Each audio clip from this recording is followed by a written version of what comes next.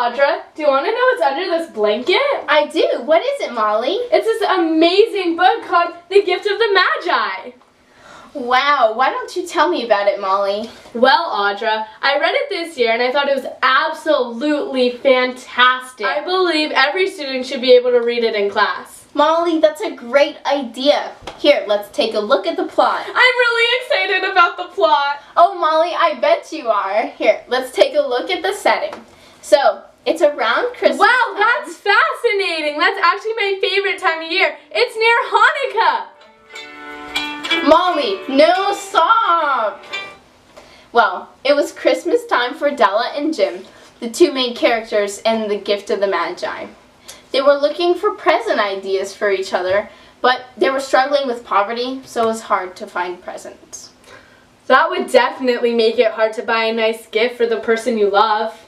I know. Well, Della and Jim had tons of ideas of what to get each other for presents. Della wanted to get Jim a watch chain for his watch, and Jim wanted to get Della hair combs for her long, beautiful hair. And if I'm not mistaken, each of them gave up their most prized possession to get those gifts for each other. Jim sold his watch to buy the combs for Della, and Della sold her hair to Madame Saverny to buy James the watch chain. How ironic would it be if you had a watch chain for no watch and hair combs for no hair? And if I'm not mistaken, the great theme of this story is if you love something truly, you are willing to sacrifice anything for them. You will put others before yourself and are willing to give things up that are special to you to make the other person happy. Well, Molly, that's so beautiful. Aw, thanks, Audra.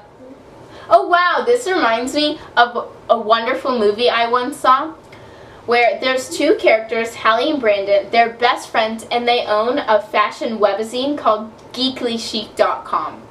They tried to get people in their school interested, and then they got noticed by a huge fashion company in New York City, and they called the girls in for an interview, the recruiters did, but the girls and the recruiter had a little bit of a misunderstanding. And the recruiter said only one of the girls could get a job. So because the girls had different talents, they were given an ultimatum. Each of them write a story, and then the recruiter will choose who will get the job.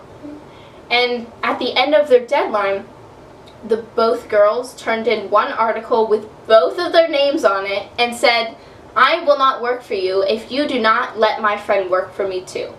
So they both gave up something they loved because they loved each other so much. Just like Della and Jim, right? Just like Della and Jim. That's so cool. It makes me think of that time when I owed my mom money because she bought me a dress. I then sold a bunch of my clothes, like nice jewelry and some shoes, at a garage sale to earn money to pay my mom back. You know. Right. However, my mom was going to buy me that dress for my birthday anyway. Really? So I sold all the jewelry and shoes that went with my dress, and I didn't even have to pay my mom back. Wow. You know what? I do believe that the gift of the Magi should be taught in every school to students because it shows people that communication is key, especially in all relationships. And this should be taught because it also teaches a good life lesson that you do not have to buy an expensive present that you can't afford for the one you love. It's the thought that counts with presents.